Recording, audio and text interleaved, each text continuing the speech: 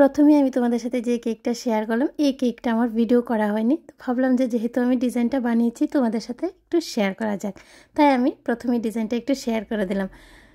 তো চলো নেক্সট কেকে যাওয়া যাক। আর এই কেকটা আমি বানিয়েছিলাম গায়ে হলুদের জন্য। আর অনেক দিনই হয়ে গেছে আমার কেকের ভিডিওটা তোমাদের সাথে শেয়ার করা হচ্ছে না। আজকে ভাবলাম যে এই কেকটা তোমাদের সাথে শেয়ার করি। হ্যালো ফ্রেন্ডস, আশা করি তোমরা সবাই ভালো আছো। আমিও খুব ভালো আছি। তোমাদের সবাইকে জানাই অসংখ্য অসংখ্য স্বাগত আর গুড মর্নিং। নতুন আরও দুটি কেকের ডিজাইন তোমাদের সাথে শেয়ার করলাম। অবশ্যই কিন্তু কমেন্টে জানাবে আমার কেকের ভিডিওগুলো, ডিজাইনগুলো তোমাদের থেকে কেমন লাগলো।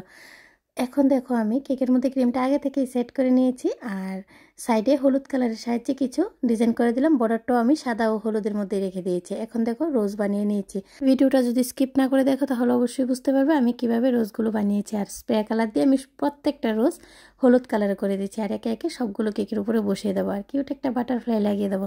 আমার কেকের ভিডিওগুলো দেখে যদি তোমরা একটু হলেও উপকৃত হও, আর নেক্সট টাইম এইভাবে আমার নতুন নতুন আরও কেকের ভিডিও দেখতে যাও, তাহলে যারা এখনও চ্যানেলটাকে সাবস্ক্রাইব করোনি চ্যানেলটাকে সাবস্ক্রাইব করে দেবে আর পাশে থাকা বেল আইকনে ক্লিক করে দেবে।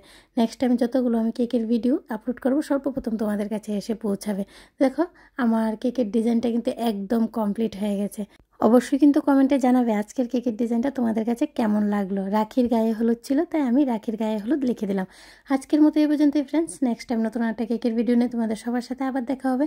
সবাই খুব ভালো থেকো, খুব সুস্থ থেকো আর খুব আনন্দে থেকো। আর আমার কেকের ভিডিওটা পুরোটা ওয়াচ করার জন্য তোমাদের সকলকে জানাই অসংখ্য ধন্যবাদ। রাধে রাধে ফ্রেন্ডস।